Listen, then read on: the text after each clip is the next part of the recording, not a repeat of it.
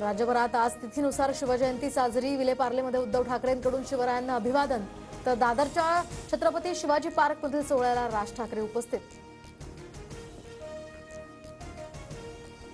इंद्रजित सावंत धमकी प्रकरणी प्रशांत कोरटकरच्या जामीन अर्जावर आज फैसला। कोरटकरला सुनावणीसाठी व्हीसीद्वारे उपस्थित राहण्याची मुभा। सिडकोच्या माझे पसंतीचे घर यामध्ये कमी क्षेत्रफळाची घरं देण्यात आल्याचा आरोप। माहिती पत्रकात दिलेल्या क्षेत्रफळाचीच घरं द्यावीत, संदीप नाईक यांची सिडको प्रशासनाकडे मागणी। केईएम रुग्णालयामधून हेलिकॉप्टरमधून अवयव आणणार, तर आता आयुष्मान टॉवरवर शताब्दी हेलिपॅड उभारण्यास मुंबई महापालिकेची मंजुरी।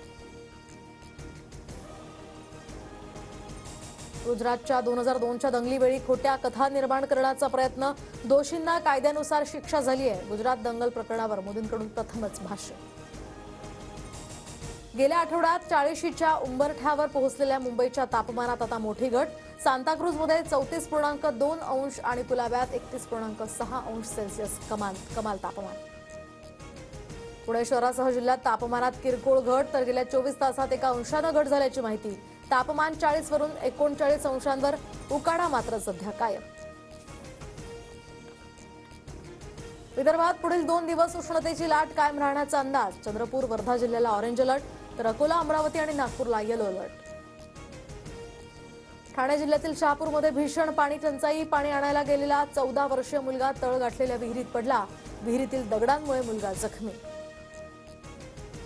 सीसीआयनं कापूस खरेदी बंद केल्यामुळे शेतकऱ्यांच्या अडचणीत आता वाढ। सरकारी खरेदी बंद झाल्यामुळे कापसाचे दर आणखीनच पडण्याची शेतकऱ्यांना भीती।